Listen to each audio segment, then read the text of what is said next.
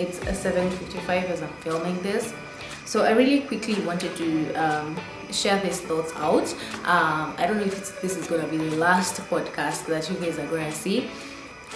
Listen, kuna hiki kitu mimi nachukia watu wanapenda ku categorize people.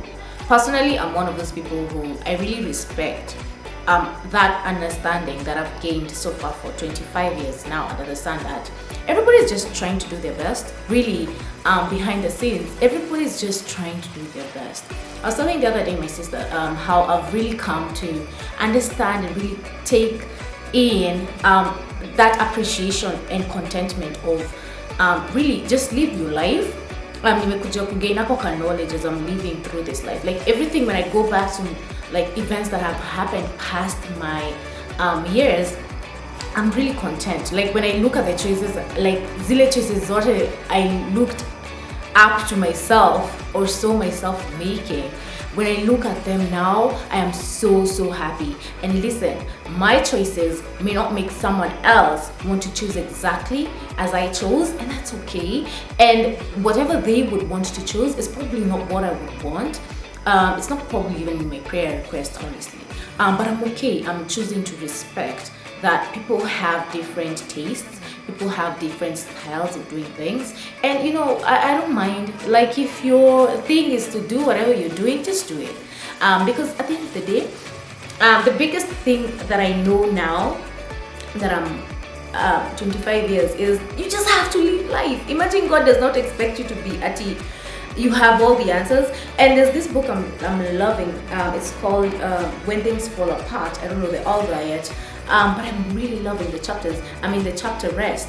It is what it is, and I love how simply it is put. You know what bothers us is nani juu anafanyanga vile najua tu kuna kashida konako. We always, because that's the like when you're growing up, sometimes your mama anakuangalia na unakuwa like, even Milana, there's a time nikisikia menyamaza sana, in the back of my head I'm always like, hey, usio weke dwareka kiu, like and sometimes nampata tu anacheza hapo peke yake na choice zake. And what I want to say is, because we've been accustomed to be judged, we tend to find ourselves judging harshly people, and that's why when I go back to the Bible, I'm a cursing Christian. I'm very open about that. I know that God has placed me in this world to be who I am, not to be like I'm just there. You know what I'm saying? Personally, I feel like at a plan God that created everything. Like the way even Jake said in another someone was listening to, when God gave you trees, He expected you, of course. Come on, man. He's given you a brain. He's given you hands that are working. And I'm not trying to say like I don't also have in mind people who are disabled. Like can you God amekupe, there's always another power within you to accomplish His purpose. So point yangu ni like when you TJ Sansamanga, when God gives you trees, of course, come on, tengeneza chairs. Wewe kazi yako kushinda hapo kusema sasa hii mti wacha kange hivi juu inafanya breezie akakakongea, you're still living your bubble, which is not wrong. I respect it. But personally for me, and the knowledge that I've gained now at 25 years, I'm so thankful. You know what I'm saying? Like when baby M came, I wasn't thinking the way I think now. Now, even when I'm partnering with someone, the first question I have, which I never had at Kitambo, was, have you ever had any losses? Have you ever had your business fall out? Have you ever seen yourself really trip? How do you, and another thing is, how do you handle losses? That's another big question. Then inanifanyanga to anytime when I'm meeting up with someone, even when I'm partnering and even when I'm collaborating with customers, and and I've had to have that growth if I were to be open and share, because I've also passed through loss. Listen, if I were to give up a testimony, when I was planning to have BBM, when we were planning with her father, I remember I always felt so bad. So bad. Ningeona mwanamke mwingine ako na ball na mimi bado sijapata ball. And the conceiving journey, ilikuwa so tiring for me, because I felt like God was not allowing me to just pass through that stage, and my body really wanted it to. And then I got to another place where I was like, you know what, God, mimi sasa ninaiachilia moko ine maku hede yokaigwa ni ukahe hede yokaigwa ni ukadadi magoro na nidi among atumire makena gereraga. Little did I know, the gift that God was placing before me, He was also placing other worries along that journey. The pregnancy, 9 months. There's also these worries that utaki upate miscarriage.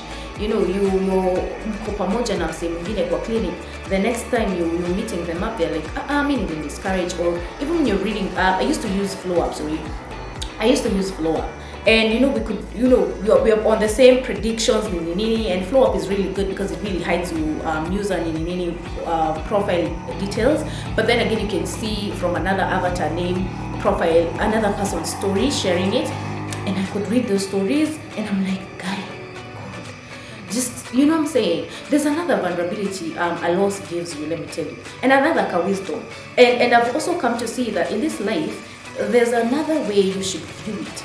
Actually, the more you keep finding the misses, the L's, that's where you learn. It's not about the winning. It's never about the winning. Although it's good to win. Listen, that's what I love, making money. I really do. And I've found myself being attracted or being positioned in the places where money is made. And money puts me in other positions or welcomes me into other abundant energies where I really can't be able to think as I used to think before. Listen, now I'm 25 years old. I don't pay rent. I'm blessed to and very thankful by that to God that I'm here. In another, let's say, estimate of 5 years, I'm planning that the investment that I'm making currently is gonna be double the amount that the place that I'm having now is gonna pay me up. And hopefully when I'll see this video in the future, like I see some of my videos, Nitakuwa naangalia and I'll be so happy because I'll have 2 properties already rented out and now making me enough money to enable me to pay off, let me say like a due to my dad, respect to my dad, because he really taught me, he was really right. This life, it's not that hard. You know, we tend to put ourselves in places where unajua tuna feeling ni kama we tunataka kujua ile tunakomenya mno ukiroya ufati, and sometimes we really shouldn't know. Mara nyingine tu ni kukaa tu wewe unakaa unaishi, you just make your best decisions. By the way, that's another thing. Try your best to make the best decisions, because those are the decisions and let me tell you, the choices that you make every day. And I was telling this the other day, I was telling my sister the other day here about how I've come to realize that your choices are really the most important thing that you can ever make. And she also reflected to me something amekuwa kiona past through the week, and she told me that kuna hii quote inakujanga kwa, if you watch with the estate TV program ya sijui Mutahis, I don't remember his name. Anyway, it says inaletanga tu quotes plan, and I love quotes. I really do.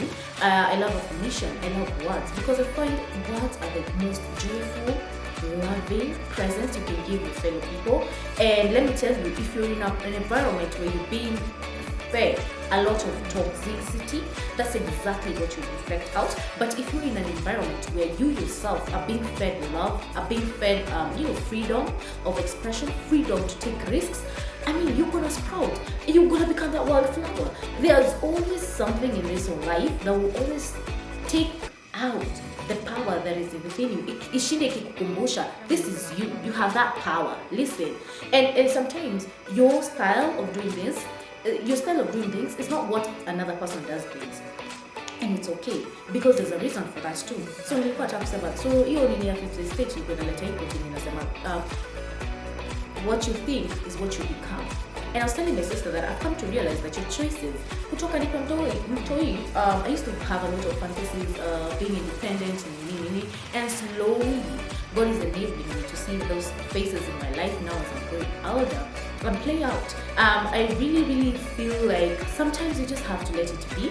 Eventually things will be and things will settle, and sometimes they won't settle really well, but then again, if you look at it in another optimistic mind, they really do settle for you good. Actually, if you take yourself out and you really like with the view in a real you really see the benefits and the goodies that they come towards you for. So I really love talking about abundance. I don't like that mentality of kujifunga. You don't want to take risks, you don't want to do anything, you just want to, stay in one closed mindset. Like, I remember even when I was staying with Eli, I used to tell him, let's take up that job. Like tunaweza fanya hiyo job. We don't even have any capital. We are selling dreams. We don't even have the money. And let me tell you, a crazy thing, easy ideas zilianza kugenerate 100k. And it was just beyond me.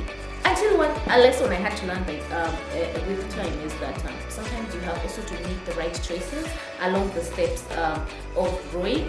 Because vitu zingine tu wacha nikwambie, they will teach you. If you keep taking the risks, the better you become at it. Now, what I'm holding is twice, like 20th time. And God enabled me to gain that knowledge in that period of 1 year, to be very, very alert and very optimistic as well. Because listen, hakuna kitu inafanyikanga kwa with no purpose. That's another thing nimekuja to appreciate, even having the BM.